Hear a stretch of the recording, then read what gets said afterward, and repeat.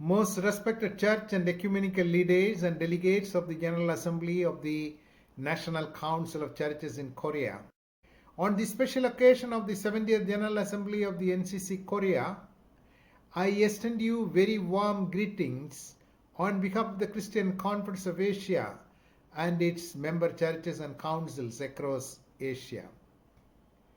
The General Assembly of a member church or an ecumenical council is a significant event in its ongoing journey.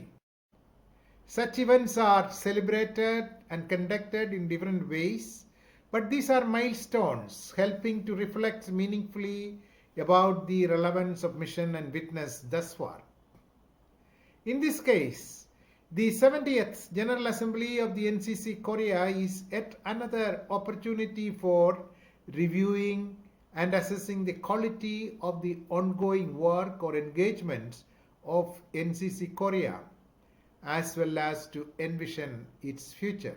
The theme you have chosen for the 70th General Assembly, Walk the Path of the New Commandment, signifies and pinpoints the direction and path towards NCC's Korea's mission and programmatic thrust to geared especially anchored on the new commandments given to us by our Lord and Savior Jesus Christ.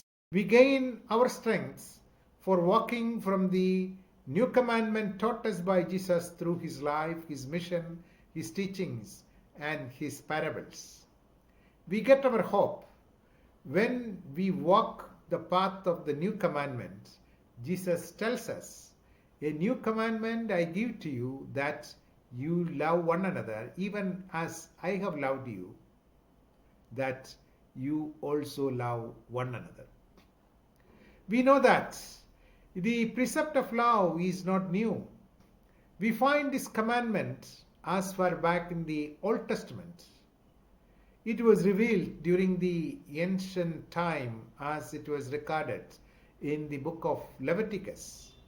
You shall love your neighbor as yourself. So why would Jesus call this a new commandment? And what made this commandment new clearly spells out that, as I have loved you, so you also should love one another. But now something new is added here.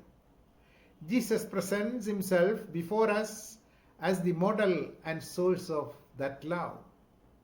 He is a love without limits. His love is universal with the power to transform even suffering and negative circumstances into opportunities to love. To love in this way will be the distinctive sign and path for us to follow. It reminds us with the concept of a long path. We still have it to travel to live as Jesus taught us.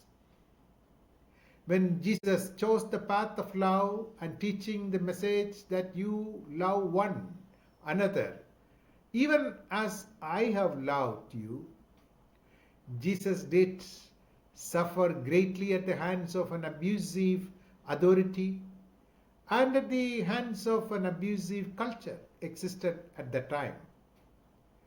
Our God became one of us so we could come to know who our God really is. Here our task is to recognize, acknowledge, and commit ourselves for following his path. You are coming together now as delegates of the 70th General Assembly of NCC Korea is a sign of reaffirming your commitment to walk the path of new commandment Jesus taught us. Without following this new commandment, love one another, our ecumenical path will not be smooth, effective, relevant, or meaningful. God wants to walk with us before he works through us. So he will wait to act until he finds the right persons or right communities who follow his commandments and through whom he can work.